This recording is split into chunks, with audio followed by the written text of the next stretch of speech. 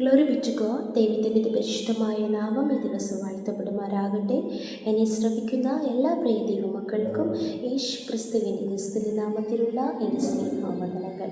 ദൈവം നമ്മെ ഏവരെയും ധാരാളമായി അനുഗ്രഹിക്കുമാറാകട്ടെ. ഇന്നത്തെ ചിന്തയ്ക്ക് ആധാരമായി നമുക്കൊരു ഭാഗം വായിക്കാം. അപ്പോസ്തലനായ പൗലോസ് കൊരിന്ത്യർക്ക് എഴുതിയ 1-ാം ലേഖനം 14-ാം അധ്യായം അതിൻ്റെ 2, 3, 4 വചനങ്ങൾ.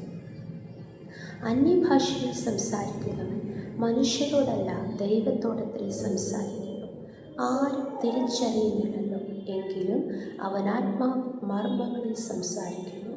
പ്രവചിക്കുന്നവനോ ആത്മീക വർധനയ്ക്കും പ്രബോധനത്തിനും ആശ്വാസത്തിനുമായി മനുഷ്യരോട് സംസാരിക്കുന്നു. അന്യഭാഷയിൽ സംസാരിക്കുന്നവൻ തനിക്ക് താൻ ആത്മീക വർധന വരുത്തുന്നു. പ്രവചിക്കുന്നവൻ സഭയ്ക്ക് ആത്മീക വർധന വരുത്തുന്നു. 1 Corinthians chapter 14 verse 2, 3 and 4. For anyone who speaks in a tongue does not speak to people but to God. Indeed, no one understands them. They utter mysteries by the Spirit. But the one who prophesies speaks to people for their strengthening, encouraging and comfort. Anyone who speaks in a tongue edifies themselves, but the one who prophesies edifies the church. Amen.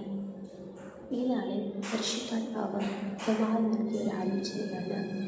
നാം അനുദിനം അധികമായി അന്യഭാഷകളിൽ ദൈവത്തോട് സംസാരിക്കുന്നവരായി തീരണം. പലപ്പോഴും നമ്മുടെ പ്രാർത്ഥനകളിലും നാം എപ്പോഴും നമ്മുടെ ആവശ്യങ്ങൾ അല്ലെങ്കിൽ നമ്മുടെ ആഗ്രഹങ്ങൾ ഒക്കെ ദൈവത്തോട് സംസാരിക്കുന്നവരാണ്. അത് നല്ലത് തന്നെയാണ്. നമ്മുടെ സങ്കടം ഒരുമിച്ച് നാം ദൈവസന്നിധിയിൽ കരയണം. സ്തോത്രത്തോടുകൂടെ നമ്മുടെ ആവശ്യങ്ങളെ നാം ദൈവസന്നിധിയിൽ അറിയിക്കണം. അതുപോലെ തന്നെ നാം മനുഷ്യരോട് എപ്പോഴും സംസാരിക്കുന്നവരാണ്. ഇവിടെ നാം വായിക്കുക പ്രവചിക്കുന്നവൻ ആമേൻ സ്തോത്രം. മനുഷ്യർക്ക് അത് ഹല്ലേലൂയ അവരുടെ ആത്മീക വർധനയ്ക്കും പ്രബോധത്തിനും ആശ്വാസത്തിനുമായി സംസാരിക്കുന്നു. എന്നാൽ എല്ലാറ്റിനേക്കാളുപരിയായി നാം ദൈവത്തോട് സംസാരിക്കുന്നവരായി മാറണം. ദൈവത്തോട് അധികമായി നമുക്ക് സംസാരിക്കുവാൻ കഴിയും. അന്യഭാഷയിൽ സംസാരിക്കുമ്പോൾ നാം മനുഷ്യരോടല്ല അന്യഭാഷയിൽ സംസാരിക്കുന്നത്, ദൈവത്തോടല്ലേ സംസാരിക്കുന്നത്. പലർക്കും അന്യഭാഷയിൽ സംസാരിക്കുന്നത് ആരാധനയുടെ അല്ലെങ്കിൽ പാട്ടിൻ്റെ അവസാന ഒരു ചില മിനിറ്റുകൾ മാത്രമായിരിക്കാം.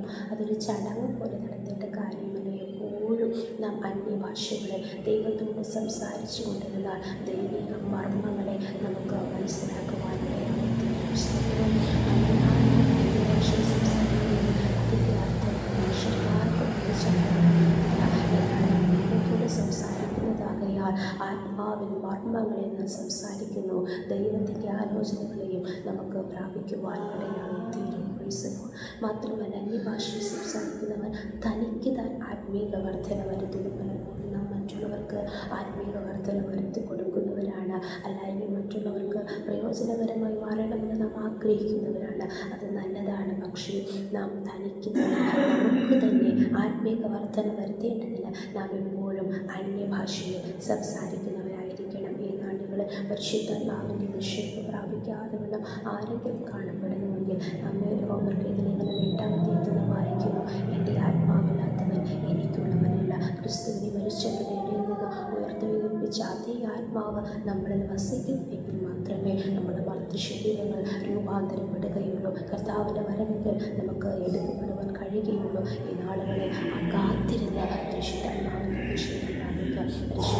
അഭിഷേകം പ്രാപിച്ചവർ ഒരിക്കലും പരിശുദ്ധാത്മാവിനെ ദുഃഖിപ്പിക്കരുത്. സ്തോത്രം. അനുദിനം ആത്മീക വർധനയ്ക്കാൽ അന്യഭാഷയിൽ സംസാരിച്ചും ദൈവത്തോടധികമായി സംസാരിച്ചും ആത്മാവിൻ മർമ്മങ്ങളെ സംസാരിച്ചും കർത്താവിന് വേണ്ടി പ്രയോജനപ്പെടുവാൻ ദൈവം നമ്മേവരെയും സഹായിക്കുമാറാകട്ടെ.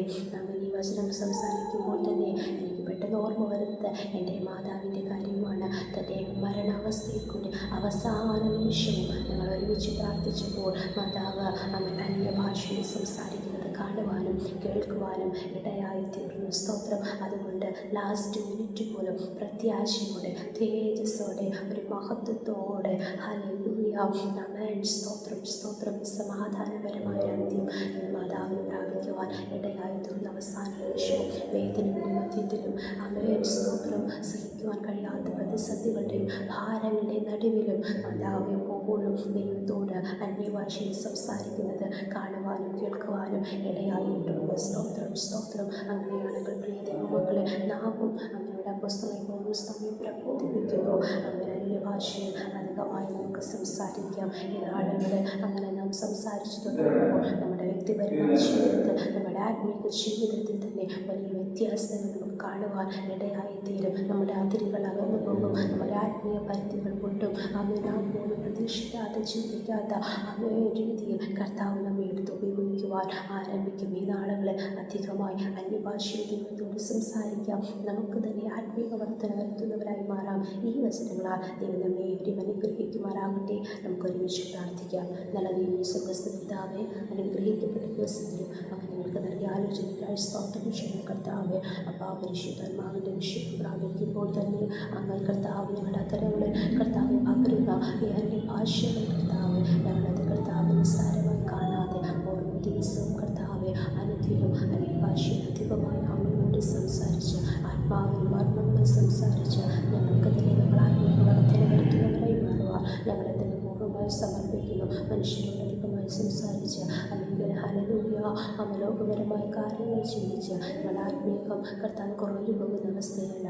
ആത്മാവിനെ ഭാഷയിൽ ദൈവത്തോട് സംസാരിച്ച് ആത്മീയ വർധന വരുത്തുന്നവരായി മാറുക. ഞങ്ങളെ തന്നെ പൂർണ്ണമായി സമർപ്പിക്കുന്ന കർത്താവ്, പരിശുദ്ധാത്മാവിൻ്റെ അഭിഷേകത്തിനായി കാത്തിരിക്കുന്ന ഓരോരുത്തരുടെ മേലും, അന്യഭാഷ അടയാളത്തിനായി കാത്തിരിക്കുന്ന ഓരോരുത്തരുടെ മേലും ഈ പ്രഭാതത്തിൽ, ഈ പകൽക്കാലം തന്നെ അവരുടെ അഭിഷേകത്താൽ, ആത്മസാന്നിധ്യത്താൽ, കർത്താവിൻ്റെ ശക്തിയാൽ, അന്യഭാഷ അടയാളത്തോടുള്ള കൃപകളാൽ നിറയ്ക്കുന്ന കൃപയ്ക്കായി സ്തോത്രം. ഞങ്ങളുടെ സന്നിധി താഴ്ത്തുന്നു, സമർപ്പിക്കുന്നു. പ്രാർത്ഥന കേട്ടതിനായി സ്തോത്രം. യേശുവിൻ്റെ അധികാരമുള്ള നാമത്തിൽ ദൈവത്തോട് പ്രാർത്ഥന കേൾക്കുന്ന സ്വർഗ്ഗസ്ഥ നല്ല പിതാവേ.